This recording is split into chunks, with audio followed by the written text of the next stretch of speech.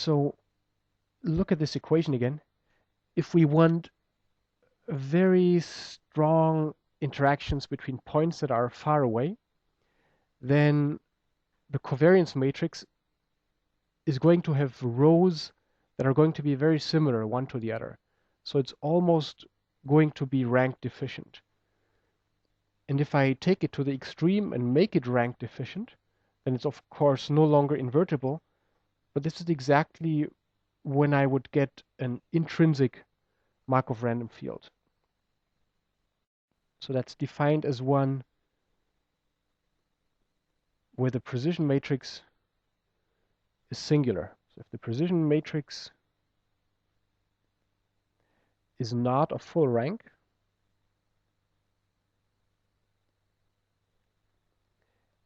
and if it's not of full rank, then it's of course singular,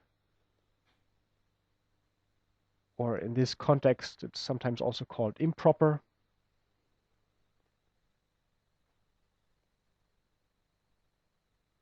Then we deal with an, excuse me,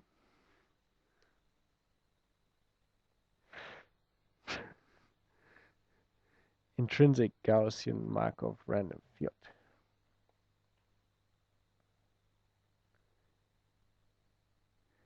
Now this is in some ways inconvenient because we can no longer invert, but on the other hand it is useful because it can model very long range interactions.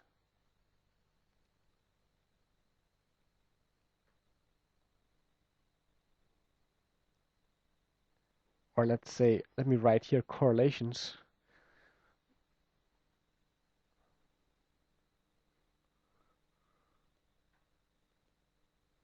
Even though it is specified only through purely local interactions.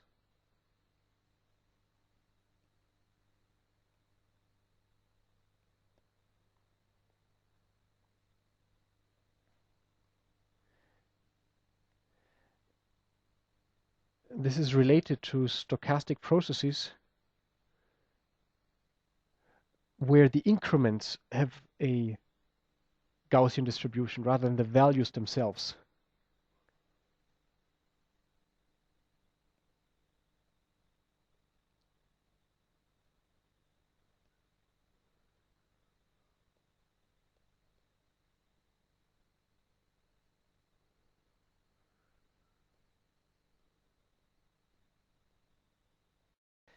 And there are a lot of subtleties here, by the way, because statisticians have mostly looked at stochastic processes that are defined on a continuous index set.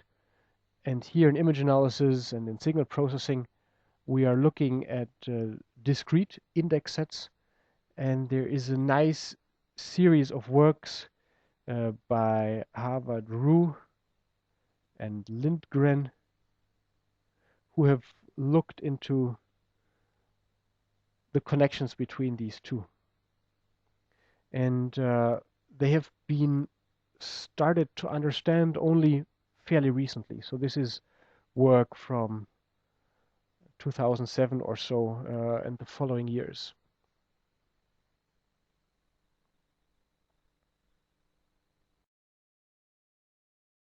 And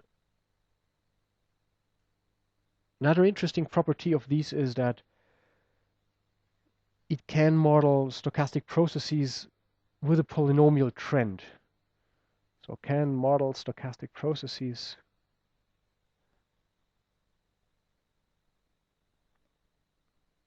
What I mean by that is the following.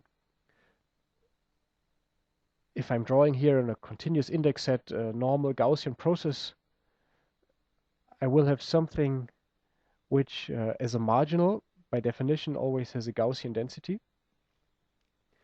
But the mean is always the same, or can be specified at least. So the mean, which I wrote as mu before.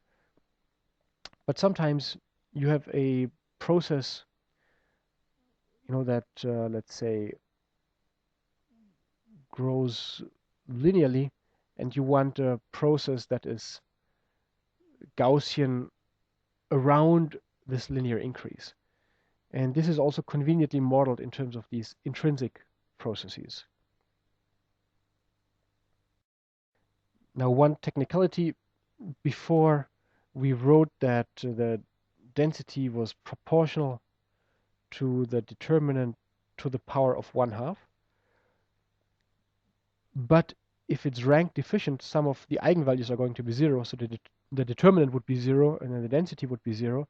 So rather than take the determinant here, let's put a star on this and say this is the generalized determinant taken to the power of 1/2. It's like the generalized inverse, where you consider only the non-zero eigenvalues or singular values.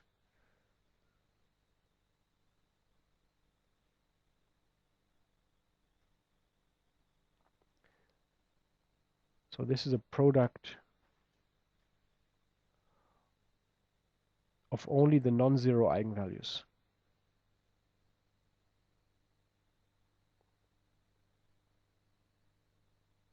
And the rest is as before.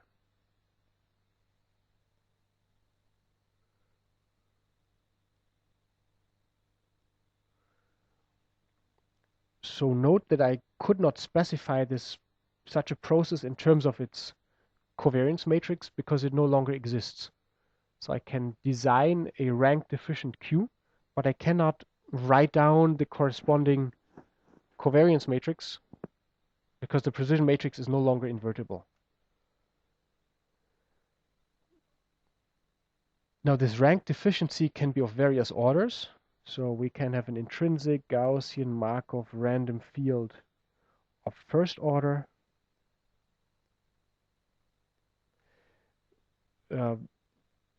First order means it has rank n-1 rather than n for a normal GMRF.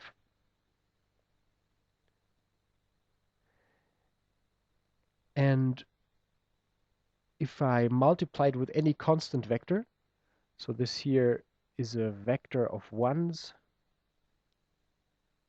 I get out a 0.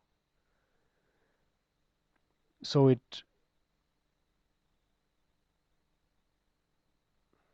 this is related to what I said before about it being able to model things with a polynomial trend. And the random walker is not usually discussed in the framework of such intrinsic Gaussian random field and so on, but that's exactly what it is. So the random walker, about which I will give more details in a minute. This goes back to work from Leo Grady. Well, it was published first at a conference and then in a journal. So there's a 2006 PAMI article, for example. The random walker is, in image analysis, the most important example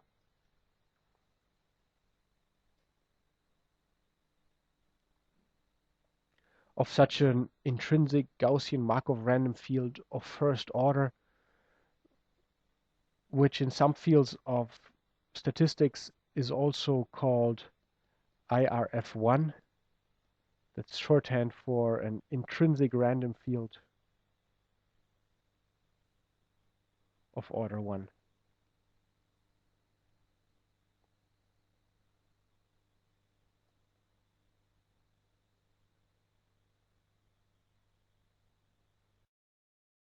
So as before, let me specify through a graph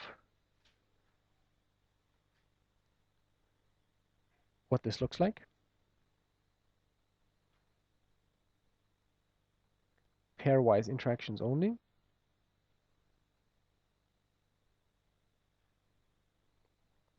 As in every Gaussian Markov random field.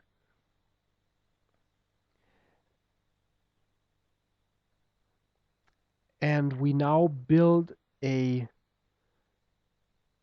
special set of compatibility functions, or we build a rather special precision matrix here.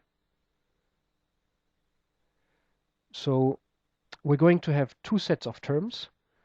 Shown in red here are the smoothness terms.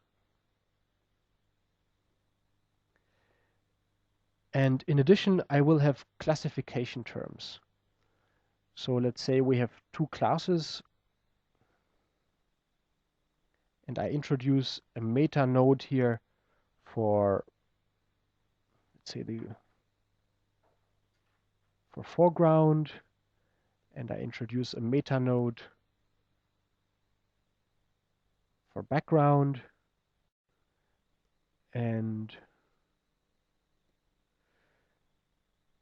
I'm going to connect each of these vertices to these meta nodes. It's going to be a lot of lines now, sorry.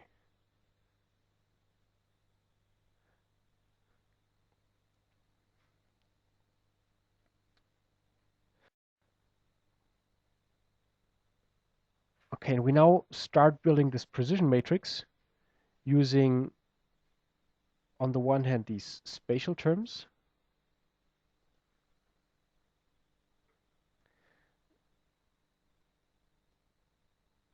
I define Sij as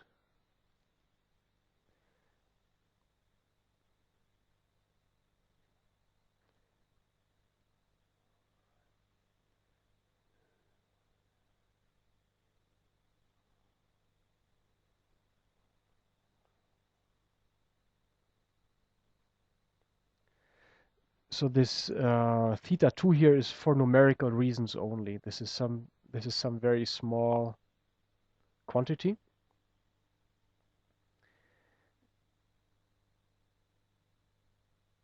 And this is again for adjacent pixels I and j.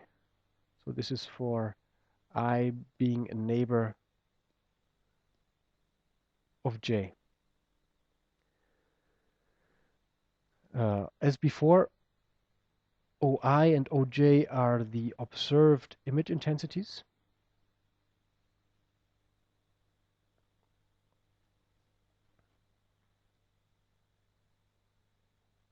And so S is a kind of weight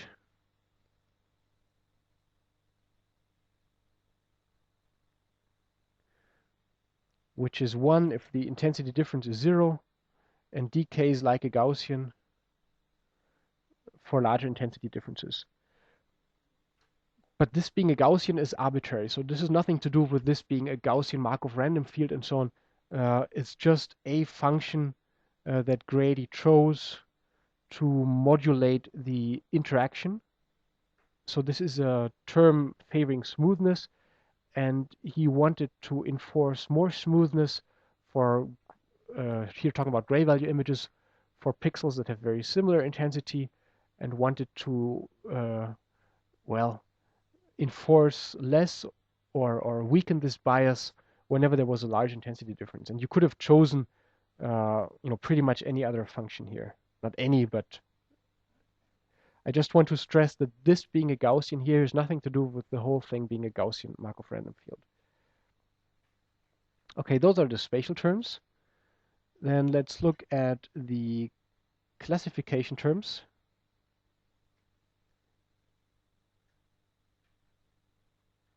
That I showed with these connections to the meta nodes.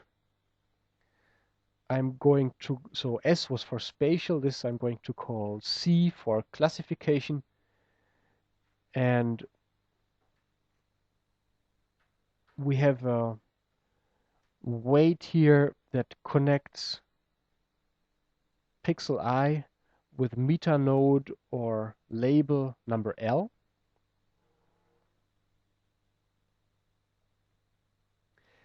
And here you can take any estimator for the label given the observation. So, it would be good if the values were between 0 and 1. It being an estimate of a probability, and they should add up to 1. but you can derive these with any method you like. So if you like a random forest, then you could take a random forest. Okay, now we collect all of these in a weight matrix W.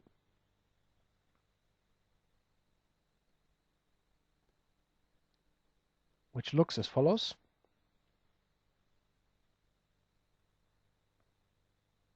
And this is going to be S. And then we somehow need to weight these spatial terms versus the classification terms. So I'm introducing a scalar weight, which I'm also calling theta, which I multiply with this matrix C.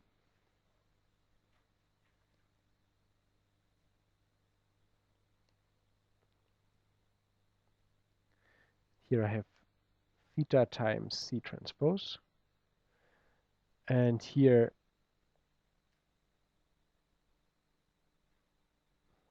I could have also put in a 0 here, it doesn't really matter. So I have these two sets of matrices. The first set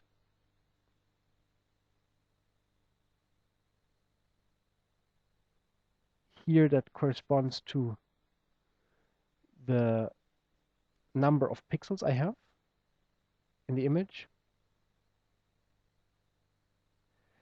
And here this gives me or corresponds to the number of classes, the dimensionality I have here. So if I have 2 classes, I would introduce 2 meta nodes. If I have 3 classes, I would introduce 3 meta nodes, and so on. So the matrix here is not drawn quite to scale. If I had drawn it quite to scale, I would have 1,000,000 pixels, but only 2 classes, so it would look something like this.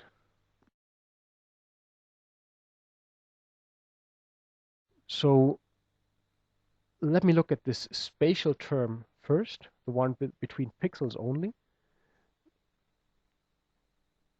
I want to define a spatial only graph Laplacian.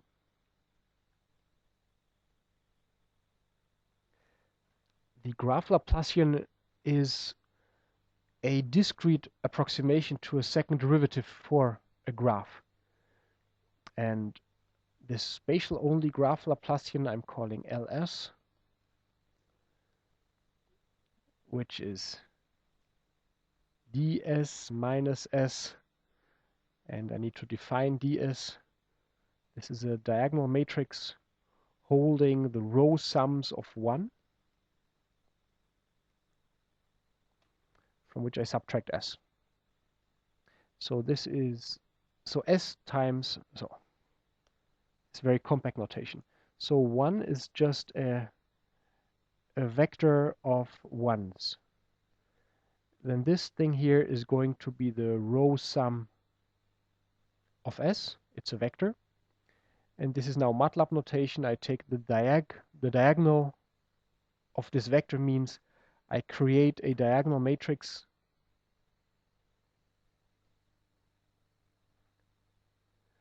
with the row sums of s on the diagonal.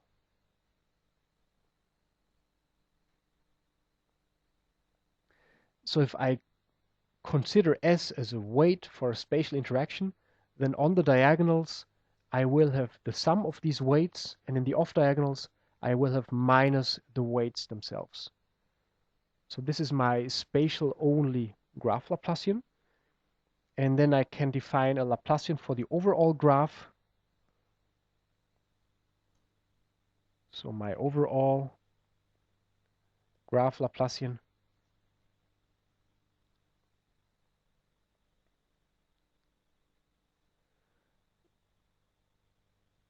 is going to be my spatial Laplacian here on the first block, and then minus theta times C minus theta times C transpose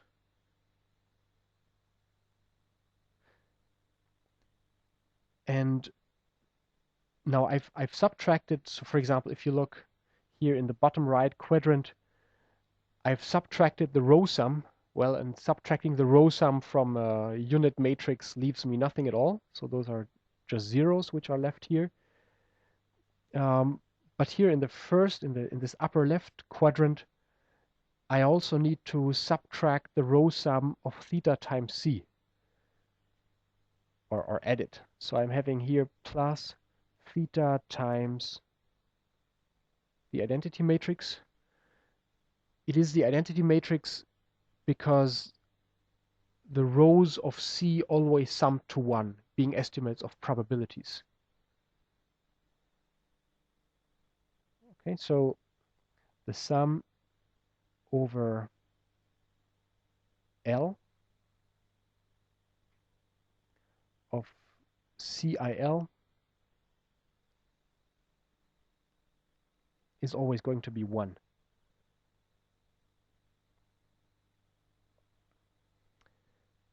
So I've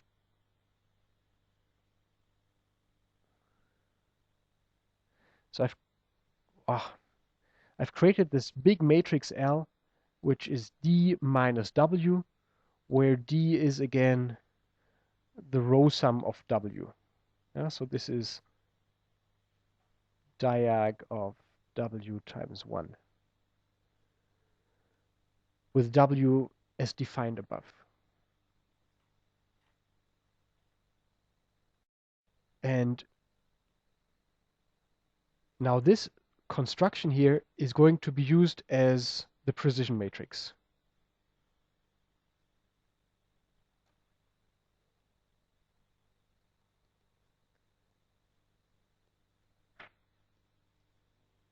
Yes.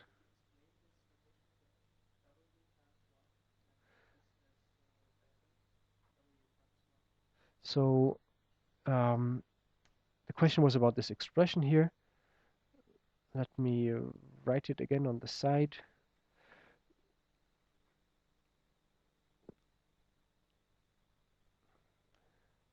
So 1 is a vector of 1s. And if I'm writing any matrix S times 1, this is the same as summing over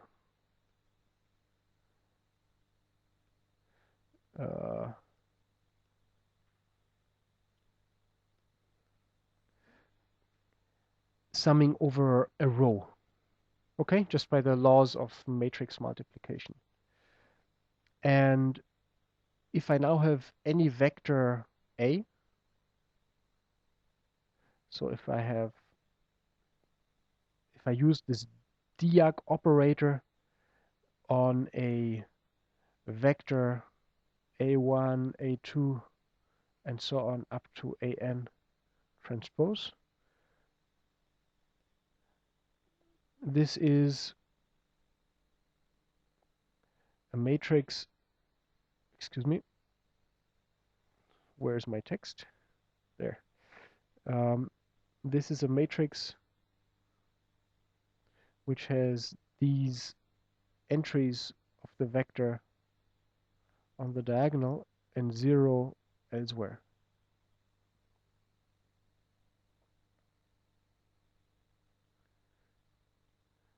Okay. So, it's maybe best said here in words. This matrix D is the diagonal matrix with the row sums of S on the diagonal, or the overall graph Laplacian. The overall graph Laplacian is a matrix that has on the diagonal the row sums of S, and off the diagonal it has W, excuse me. Row sums of W, and off diagonal it has minus W. So if I'm going back to the plot here, I had these different kinds of interactions. I had the red interactions, which were for smoothness, and the dark green interactions, which were for classification. And I've collected all of these pairwise interactions in a big matrix W. Okay, so W holds the set of spatial interactions S and the set of classification interactions C. Is that okay? All right.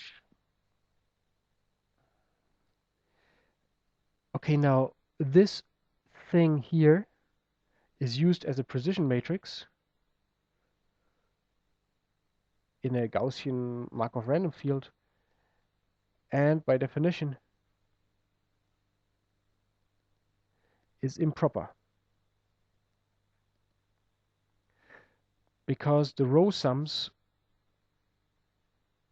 of L are all 0 in the way that L was constructed. So the sums of the weights were put on the diagonal, the remaining weights were put on the off diagonal with a negative sign, so that the row sum of this graph Laplacian must now be 0.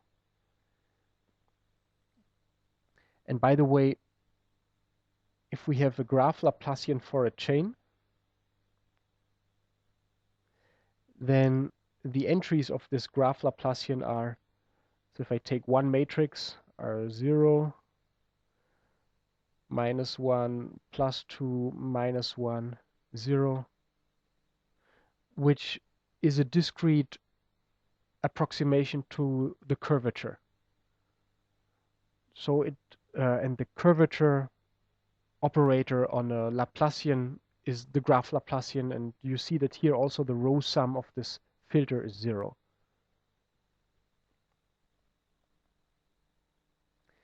So in other words, this gives us an intrinsic Gaussian Markov random field of order 1.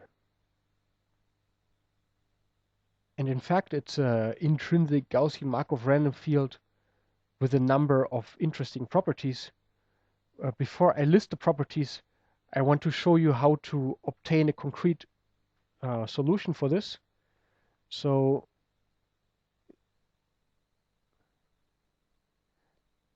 the solution for label L is obtained as follows.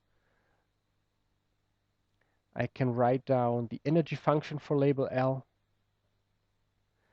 It's just minus the logarithm of the probability.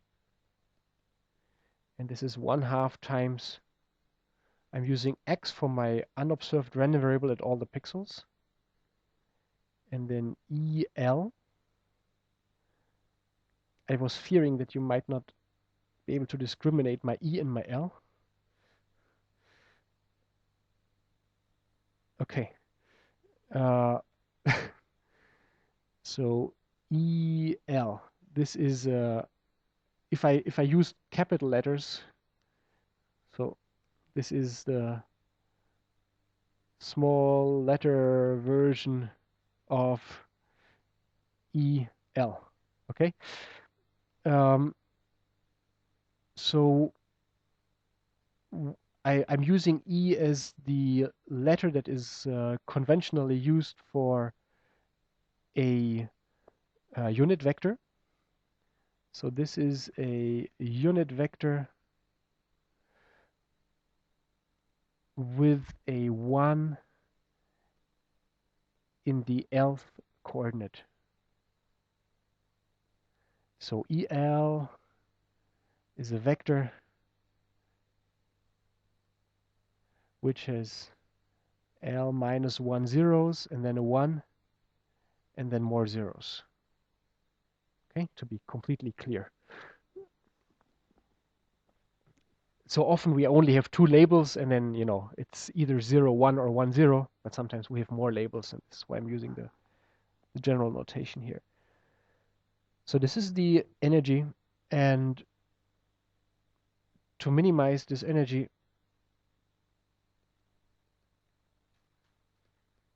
I want to solve for x.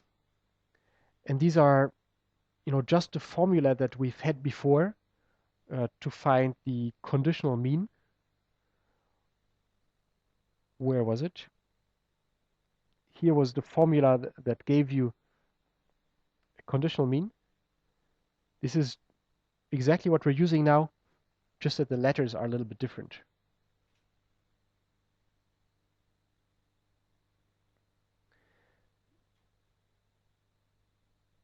So I'm taking the upper left part of my matrix,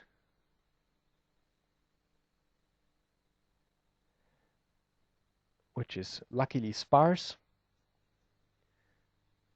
multiplying it with XL, and this gives me minus theta times C E L. So to look at the dimensions here, this would be, the vector XL would be n times 1 for n pixels. This matrix here would be n by n. And this one here would be n times the number of labels that I have. And this would be the number of labels times 1. So number of labels or number of classes.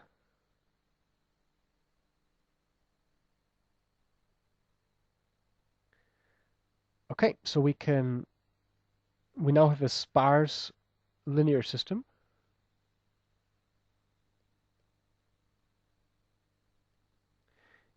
It is very sparse by construction. Remember that this is for a megapixel image. This matrix is 1,000,000 by 1,000,000, but we only have entries on the diagonal and then one entry for each adjacent pair of pixels. So it's a banded matrix where the bands are a little bit broken because your image is of finite extent and you don't use circular boundary conditions. And this can now be used to have, well, to get concrete segmentation. So here, for example,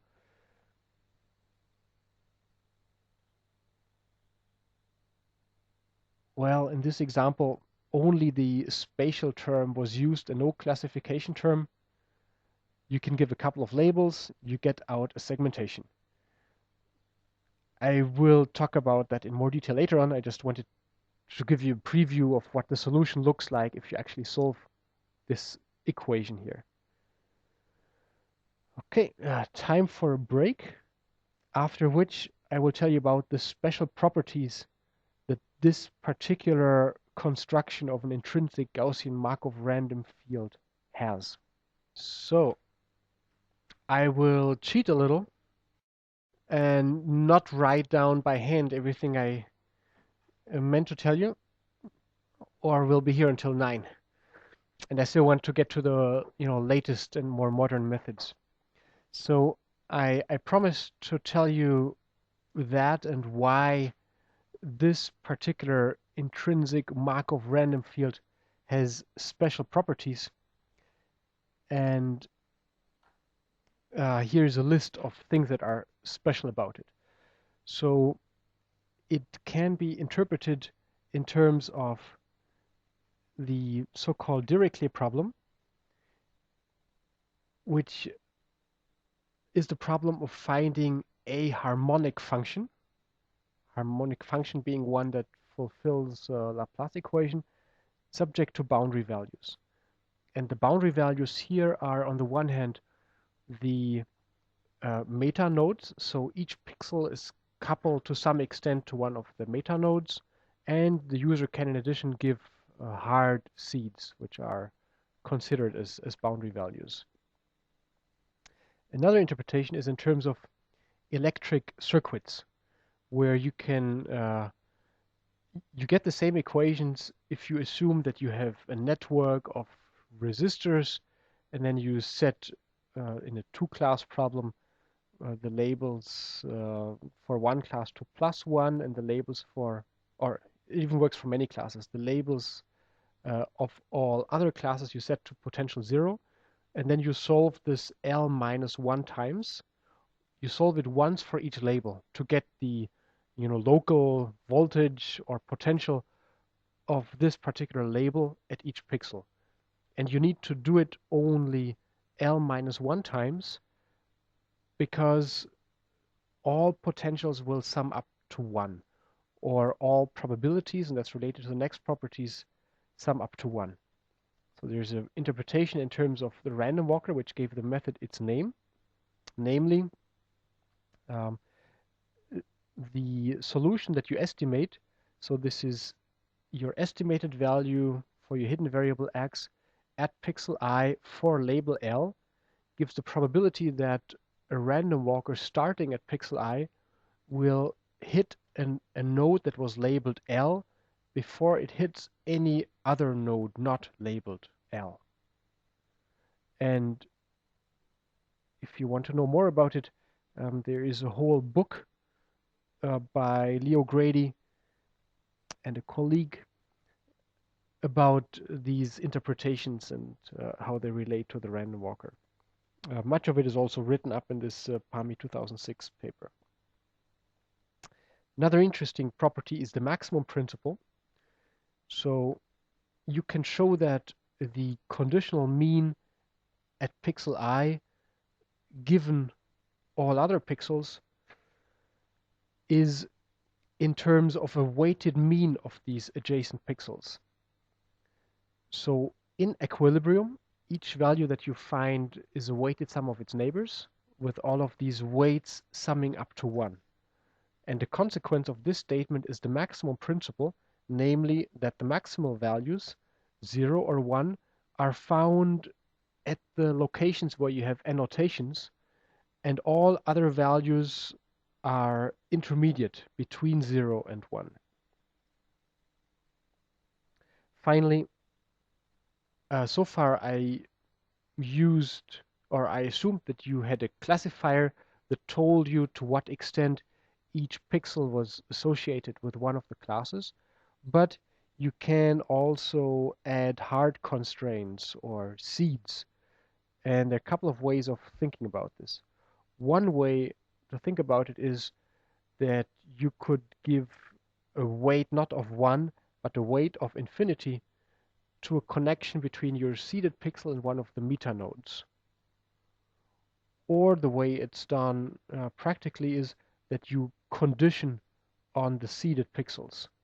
Because we have this equation that tells us how to obtain a conditional mean, you condition not just on the labels observed at the meta nodes, but you also condition on the pixels that were labeled by the user as definitely belonging to one class, like definitely foreground or definitely background. So, this is again the conditioning equation, the equation for the conditional mean, just that this time we're conditioning on a few more variables, namely all those pixels where the user indicated what the true class was. And here's the original 2006 paper, which uses only these smoothness terms and the hard annotations by the user, but does actually not use any unary or single side terms that will tell you to what class a point likely belongs.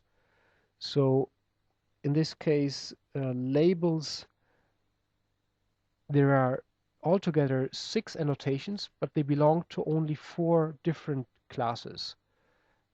And here you get out a segmentation where you have 1, 2, 3, 4 segments that are associated with these 4 different types of labels given. At the bottom you see the local random walker probabilities for each pixel to belong to either.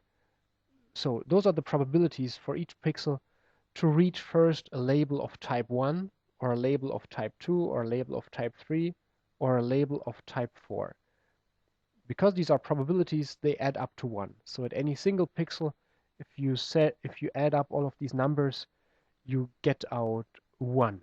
And the segmentation shown here above is found by simply picking the dominant probability at each pixel. Here's sketched what happens if this is your image, so it has a broken boundary, and the user gives a foreground seed and a background seed. On the very right, you see the probabilities. So here, color-coded is the probability that any pixel will first reach this annotation, or the one which you can't see there in the middle of the black. And if you threshold this thing, then you get out the solution shown here, where pixels in the upper half, vote for background, and pixels in the lower half vote for foreground.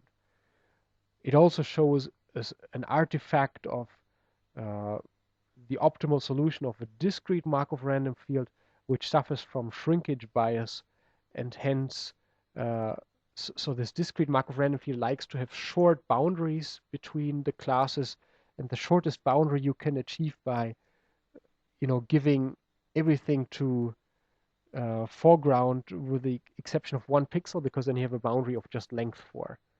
But actually there are fixes for this so-called shrinkage bias in this method called graph cut also.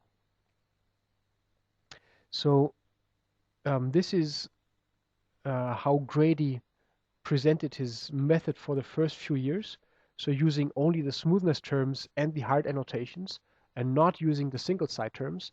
And then there was a later paper which has the formalism that I've shown today, where you also have the single side or unary terms.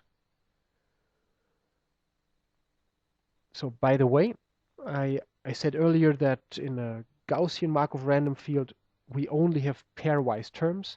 So the quadratic expression here, you can rewrite it as this here. So you see that we have, as regards the smoothness term, or in general, if you consider this augmented graph, including the meta nodes, we only have squared potentials between the labels taken by adjacent nodes, where these nodes can all take continuous values. So further comment, what we have in terms of the random forker is a solution to the harmonic equation, but there's also a biharmonic equation where you take the square of the Laplacian rather than the Laplacian itself.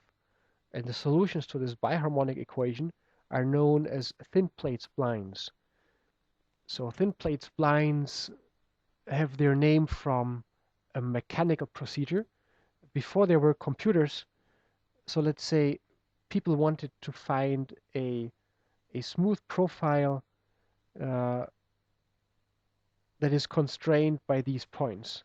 So what they would do is they would take a hammer and 3 nails and hammer these nails into the wall, and would then take a thin plate of metal or wood, and would force it between those nails, and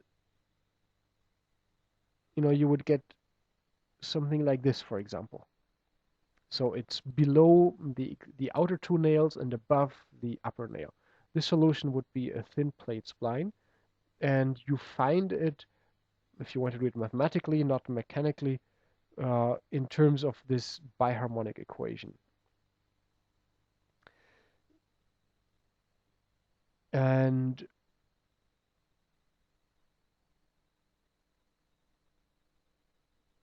this will lead to one of the generalizations that I will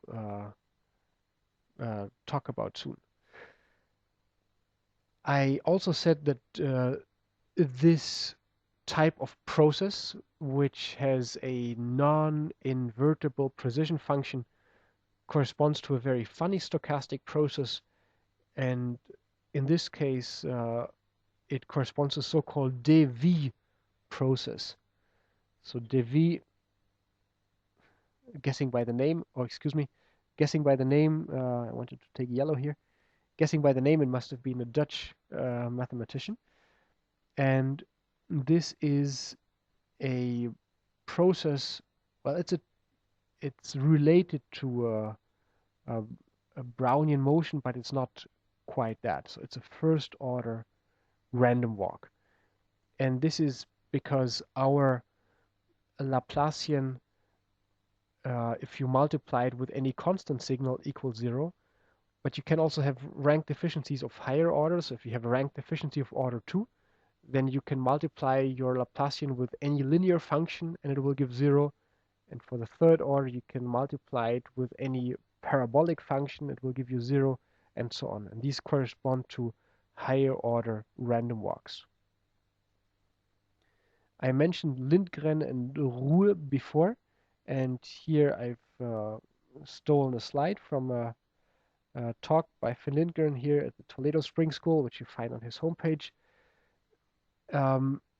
These researchers have established a connection between such intrinsic Markov random functions and stochastic partial differential equations.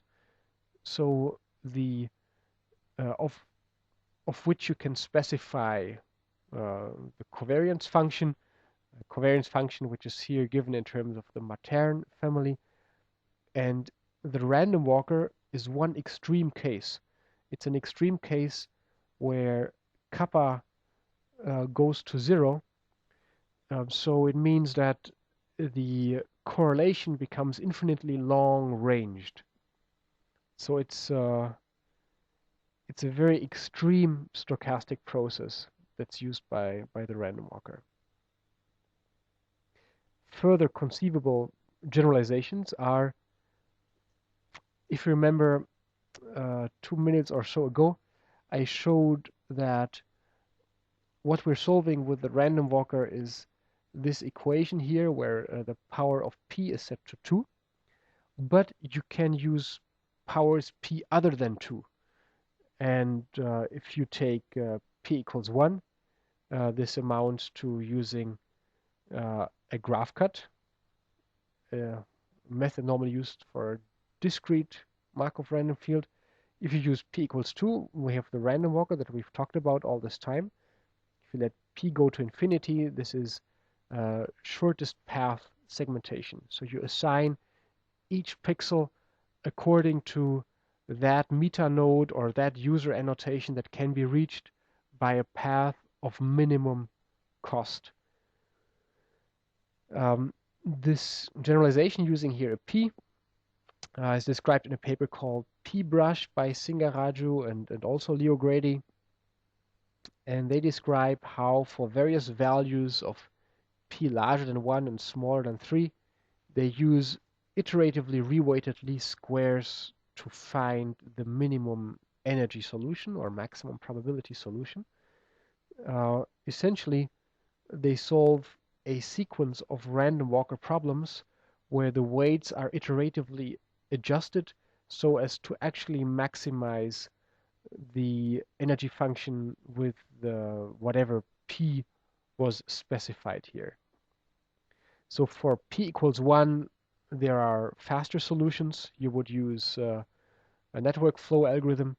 For p going to infinity, there are also more efficient algorithms. You would use a Dijkstra's algorithm.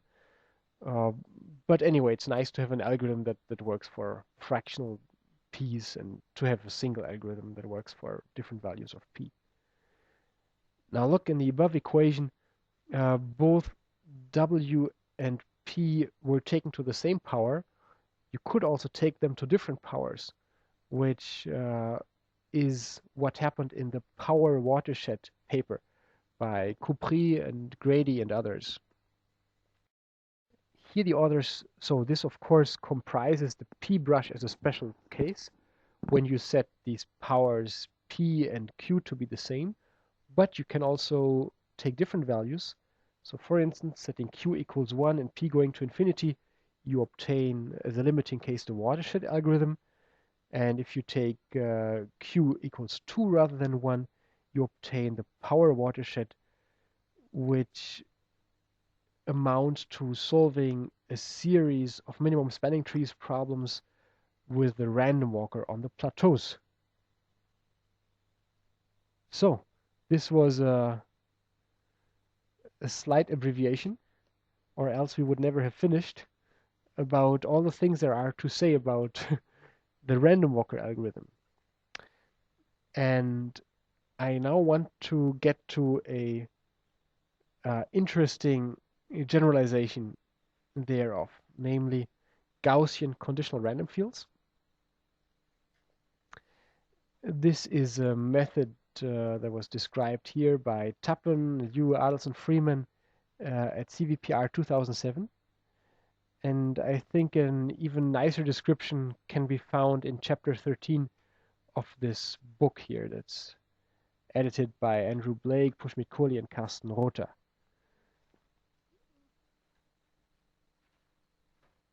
So back to pedestrian speed.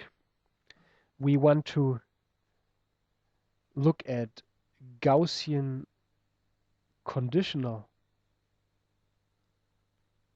random fields.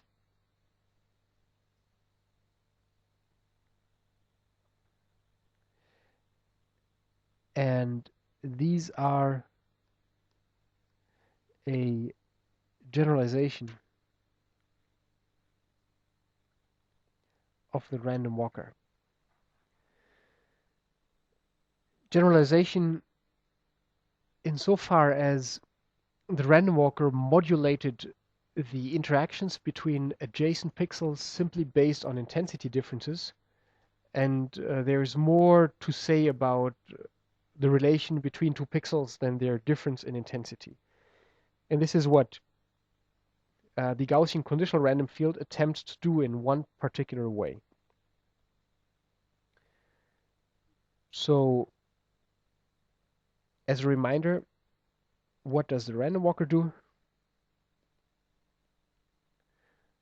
The random walker tells us that to solve for the Lth class, we minimize the following. So this is again EL, where E is a unit vector, the Lth component of which is set to 1 and all others are 0. And then I have my precision matrix with LS, the graph Laplacian of the spatial part only, which is augmented by the contributions that come from the connections to the meta nodes.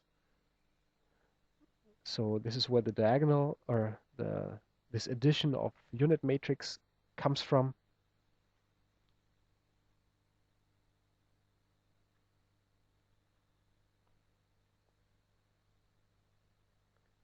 So this is an equation that you've seen before. And multiplying this out gives, so minimization here is with respect to x, or multiplying this out gives following.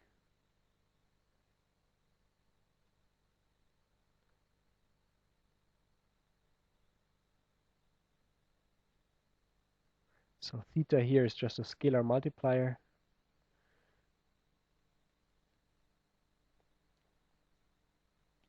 And if I want to write this in a different form, I am now multiplying the whole thing with theta 1 divided by theta.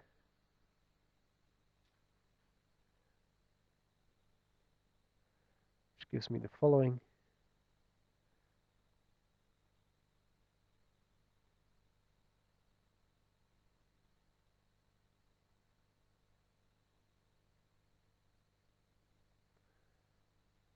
Okay.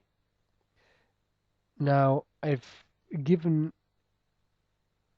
many reasons why the random walker, or why the stochastic process used by the random walker is special, but really we just want a spatial regularizer. And I could, for example, I haven't seen a paper do this, but rather than just using here what will give us the solution to the harmonic operator, I could also mix in a bit of the biharmonic operator. So making the solution look more like a thin plate spline, and why not add a little bit of triharmonic operator, and so on. So one answer why not to do that is because the biharmonic is a little bit, we discussed it in the break, is a little bit less sparse than the harmonic. But if I'm, looking for the best possible regularizer, it could be that for some images, this type of mixed regularizer is better than just using the graph Laplacian itself. So if I did that, I would minimize the following, where I would now have, of course, a correspondingly larger number of parameters. So theta 1 for the spatial graph Laplacian, and theta 2 for the spatial graph Laplacian squared, theta 3 for the spatial graph Laplacian cubed, and so on, if you like.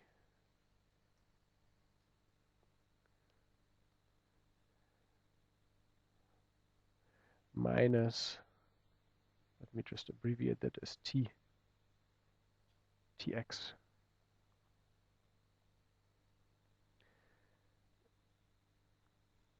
Okay, and this is not exactly what Tappen and colleagues have done, but something in this spirit.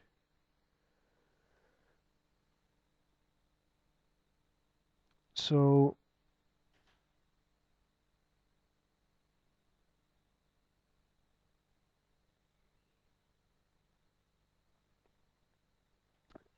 what Tappen and colleagues thought was, first of all, that it would be nice if these matrices here were, so to be even more general, I could do the following. So even more general would be to say I'm not just using powers of the graph Laplacian, I'm using other operators that I can think of. How I'm lacking X transpose, where?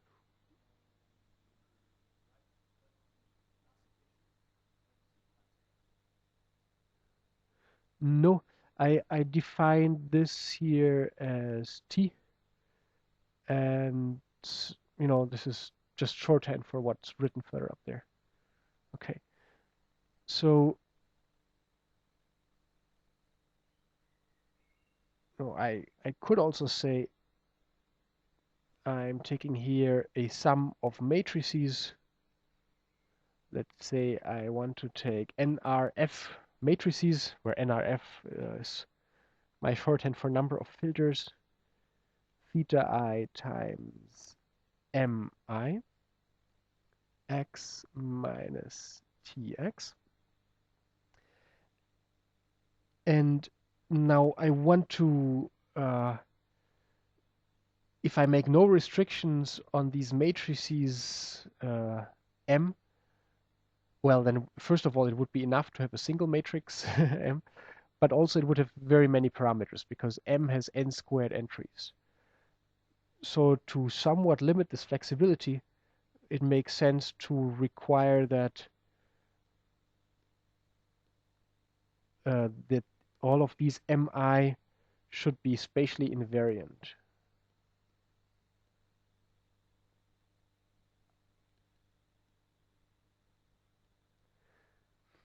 And if I want them to be spatially invariant, it means, remember everything that we discussed about convolution and so on, they should be circulant matrices.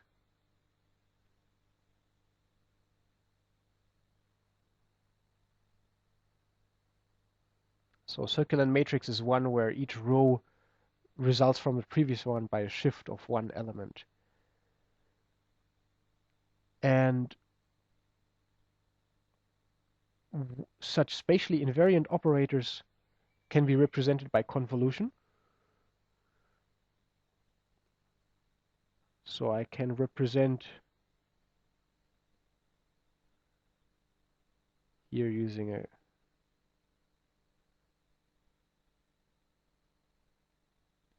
kind of decomposition like this.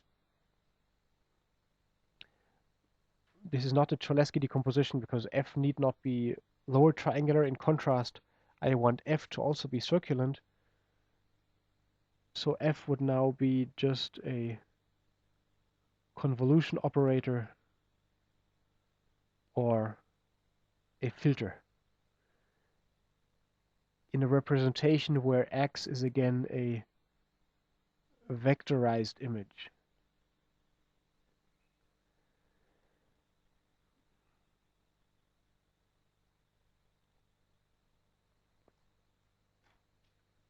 So if I write it like this, I would have the min of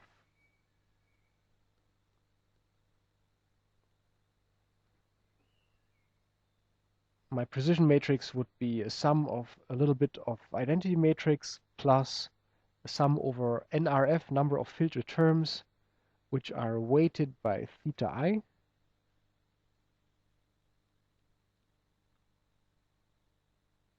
Each of these capital F would be a matrix representing a convolution or a linear operator.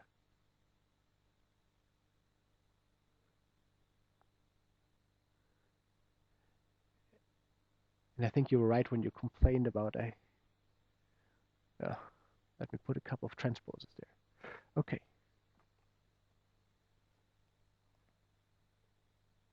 Okay, so as it stands, this would be a homogeneous Gaussian Markov random field, meaning it would not depend on the original observations O at all. However, such a homogeneous Gaussian random field wouldn't do quite what we want. So for denoising, for example, we want to smooth strongly in flat regions, but we want to prevent smoothing across edges. So the crucial idea of Tappen and colleagues was to make the weights theta I depend on the observations.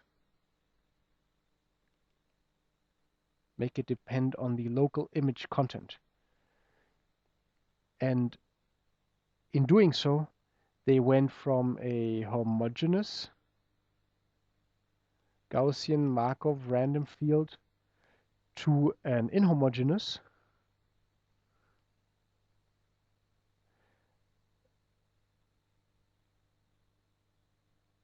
Gaussian conditional random field. Conditional because we now condition on the local observations, on the local image content. So formally, that means I can write almost the same equation as before, except that I now have here a crucial dependence of my operators or of my weight functions. Let me no longer write theta, but some function fi, and which depends on the image content. So that is not a theta, but those are the observations. This is the vectorized observed image.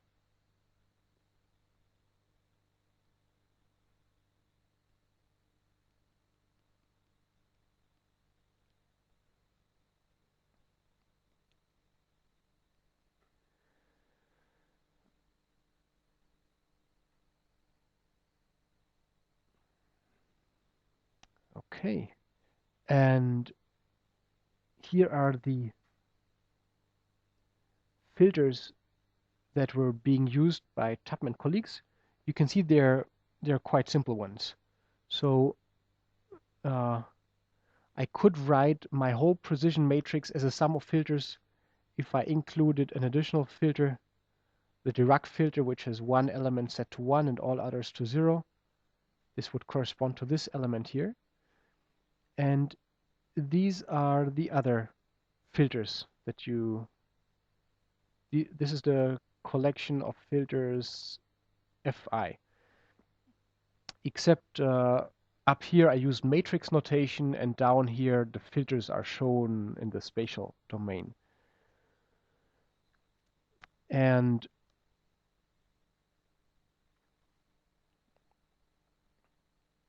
actually this is related to what I said before about harmonic and biharmonic, etc. Because this filter here, so if I apply the convolution filter to itself, this is here a filter which is -1 + 1, and if you convolve it with itself,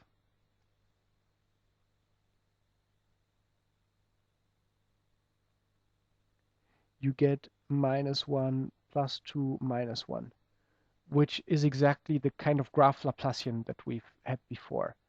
So this would give us the harmonic operator.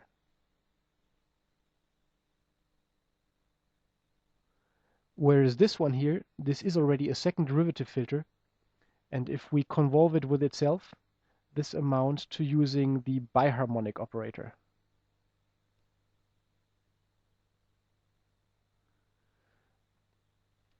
Do you have a question? No, Fi is just the filter. I've been missing an X here, sorry. Fi is just the filter.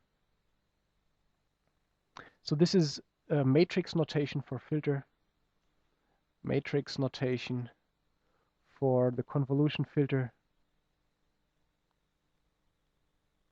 And what we see here is the impulse response or point spread function. This is the point spread function for the same convolution filters.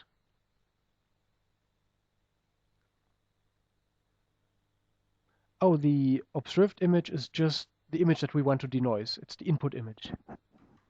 Okay, we take an input image small o, and we want to denoise it using a Gaussian Markov random field. And to that end, we estimate these latent variables x, and we now make our entries of the precision matrix depend on the image content in a more general way than the random walker did. So the random walker constructed elements of the precision matrix by just taking e to the minus intensity difference squared, and now we're using a more general function here. So a filter takes a weighted linear combination of image content, and we now use multiple filters, and we weight each of them with an observation dependent term. So they don't call it that, but actually what Tappen and colleagues do is that they combine a harmonic operator, biharmonic operator, and you see here higher order operators. However, they combine them in a way that locally depends on the observations. So perhaps for clarity, I should say that this dependence here depends on local image content. So this is not, Fi of O is not a function that is constant across the entire image, but it varies locally. And the aim of this is, for example, to have less smoothing in the vicinity of edges. Now I've only written this abstract Fi of O, and the authors here make an arbitrary parametric choice.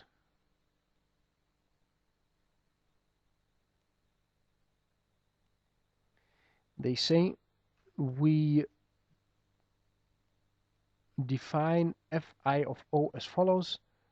We take it as an exponential of the following. Sorry, another index.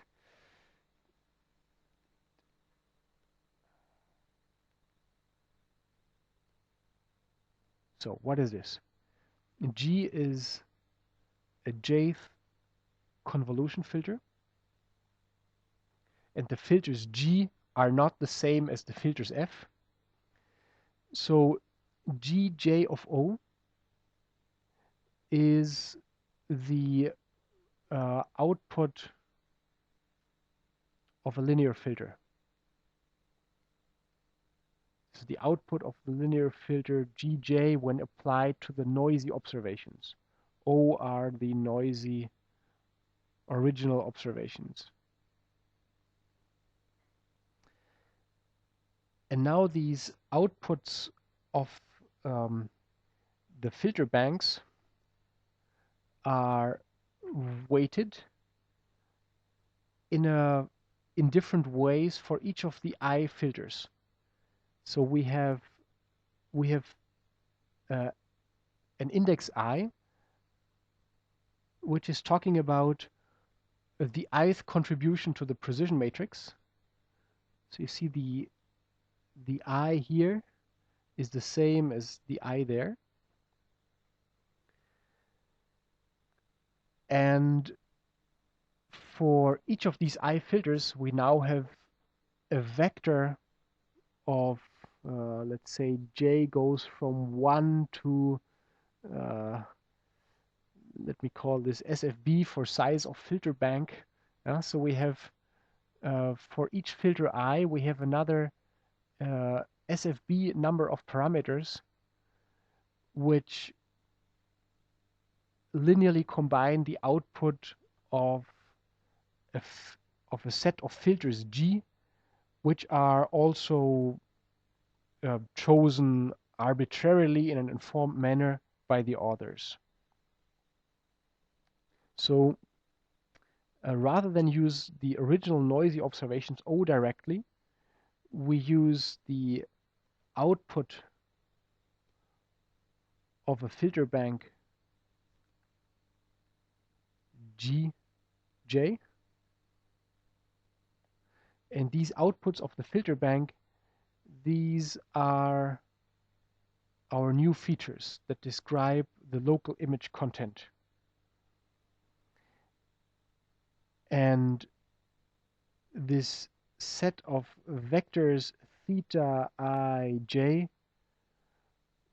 for j equals 1 up to size of filter bank,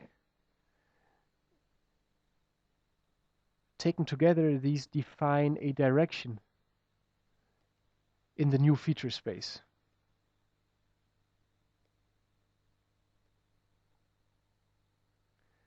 So you're curious about the filters G? Here's what they look like. So it's not the same as the filters F. This is just a standard filter bank that is normally used for texture analysis. So let's go back to this equation here. We have constructed a Gaussian conditional Markov random field where this thing here is the precision matrix, and the entries of the precision matrix now depend in some nonlinear fashion, where sum is defined by this equation here. The entries of the precision matrix now depend in some nonlinear way on the original noisy observations O. So we construct this precision matrix, giving us an inhomogeneous and conditional Markov random field.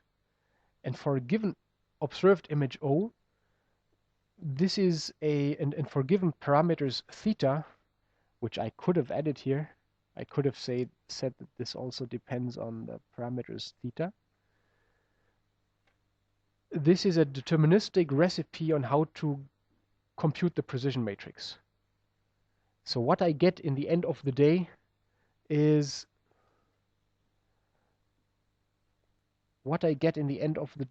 the following minimization problem.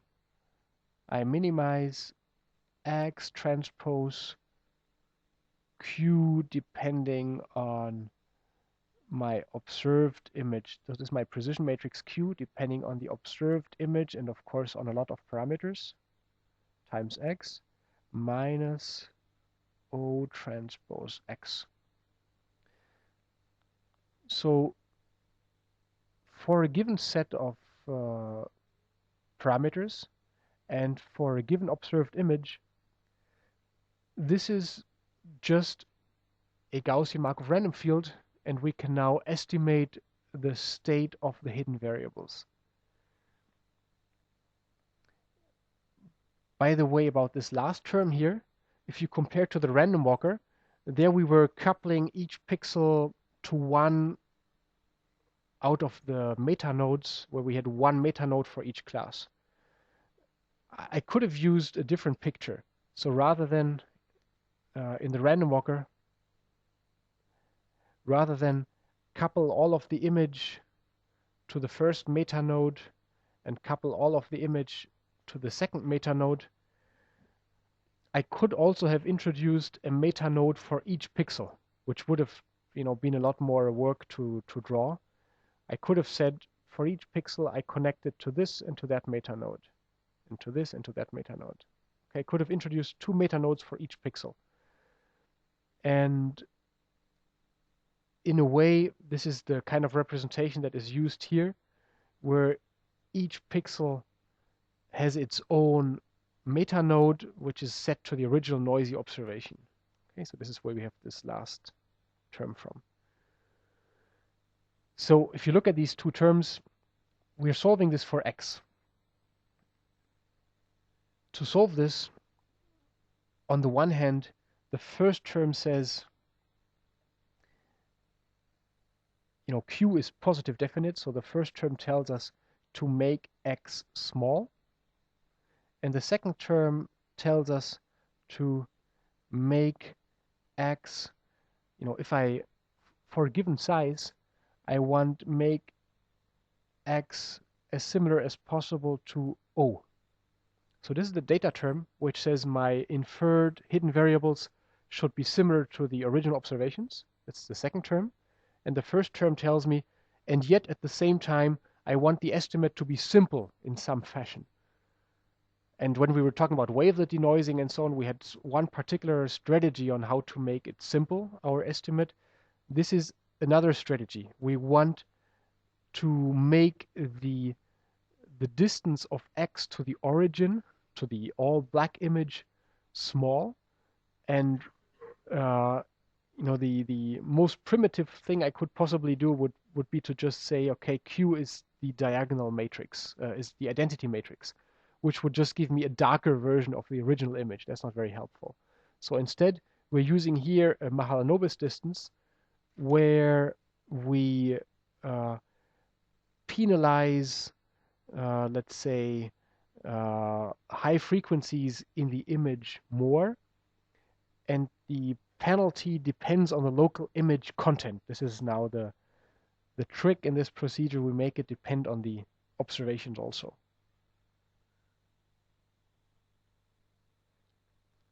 So here are two examples showing how this works in action. On the left is, again, from the Tappen paper. On the left are two original images. A second column gives you two noisy observations with, I believe, a sigma of 25. So white Gaussian noise was added to this. Third column shows you the result of the so-called fields of expert model. And the fourth, well, in the optimization as it was done a few years back. And the final column gives you the Gaussian conditional random field result, which at the time of writing let the texture in the rock here survive better than the field of expert model.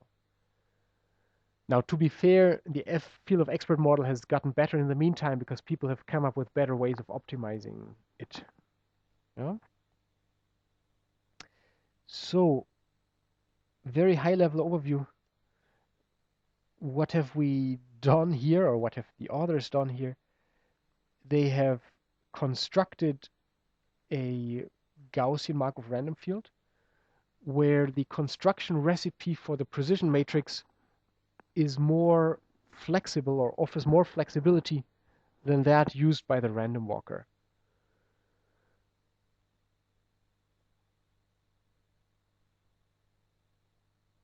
Questions? Yes. Oh, the random walker is called random walker because of this one special property that I mentioned, namely that you could let a random walker start at any pixel, and the probability with which it ends up at one of the annotations is precisely the value of x that you solve for in these equations that I've shown. Yeah, the filters are not learned. The filters, so the only thing that's learned here are these weights theta. The filters G, capital G, are fixed, and you see them down here, so those are G. And the filters capital F are also fixed. You see them up here. Okay.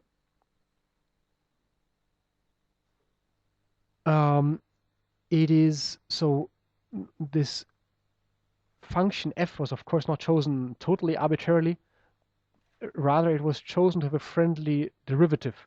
So the authors propose a loss-based learning. They find the parameters theta that will minimize the loss or the difference between the image x that you estimate and the known ground truth from the training set. And to minimize the loss, you want to compute the derivative of the loss with respect to the parameters. And with this kind of function, it's still possible to compute the derivatives analytically.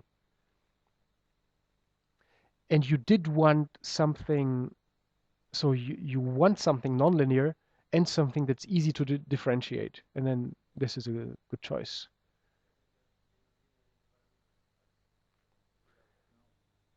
I think it has to be nonlinear in the parameters, because if it wasn't, then you wouldn't need so many different filters in the equation up there.